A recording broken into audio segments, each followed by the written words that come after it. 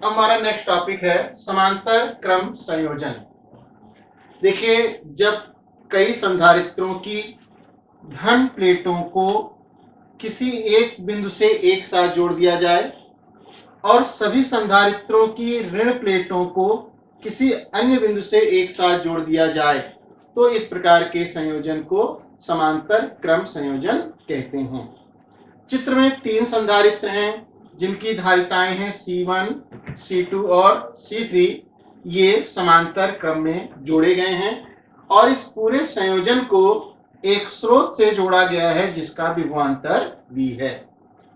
देखिए, जब आप कई संधारित्रों को समांतर क्रम में जोड़ देते हैं तो सभी संधारित्रों की प्लेटों के बीच विभवांतर का मान समान होता है और वो विभवांतर स्रोत के विभवांतर के बराबर होता है। मतलब पहले संधारित्र का भी विभवांतर V होगा, दूसरे का भी V होगा और तीसरे संधारित्र का भी विभवांतर V होगा, लेकिन सभी संधारित्रों की प्लेटों पर आवेश का मान अलग अलग होगा।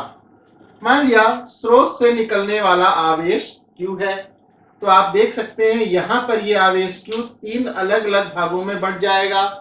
माना पहले संधारित्र की प्लेट पर आवेश गया Q1, दूसरे संधारित्र की ओर आवेश गया Q2 और तीसरे संधारित्र की ओर आवेश गया Q3।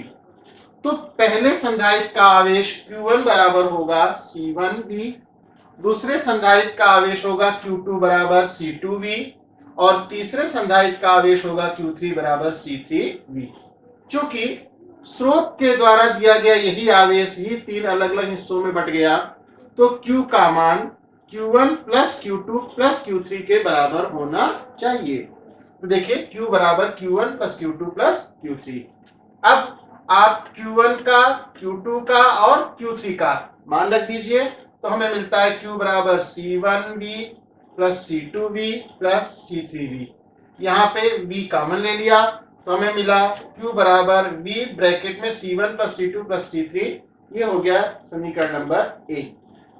अगर हम इन तीनों संधारित्रों के स्थान पर केवल एक ऐसा संधारित्र प्रयोग करें जो अकेले वही कार्य करे जो कार्य ये 3 संधारित्र मिलकर करते हैं तो उस अकेले संधारित्र को संयोजन का तुल्य संधारित्र कहेंगे।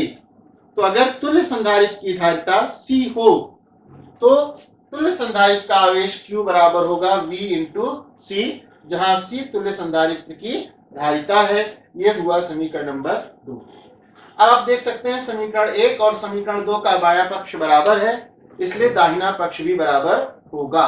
तो समीकरण 1 और 2 से VC बराबर इतना देख सकते हैं आप, इतना। अब V से V कैंसिल हो जाएगा तो हमें प्राप्त होगा C बराबर C1 plus C2 plus C3। यह है समांतर क्रम संयोजन में तुल्य संधारित्र की धारिता। 2 बात ध्यान देने वाली हैं। पहली कि समांतर क्रम संयोजन में जितने भी संधारित्र जोड़े जाते हैं सबकी प्लेटों के बीच विभवांतर का मान समान होता है। और दूसरी बात ये कि समांतर क्रम संयोजन का प्रयोग तब किया जाता है जब तुल्य संधारित्र के स्थान पर आपको धारिता दिए गए संधारित्रों की धारिता से अधिक प्राप्त करना हो।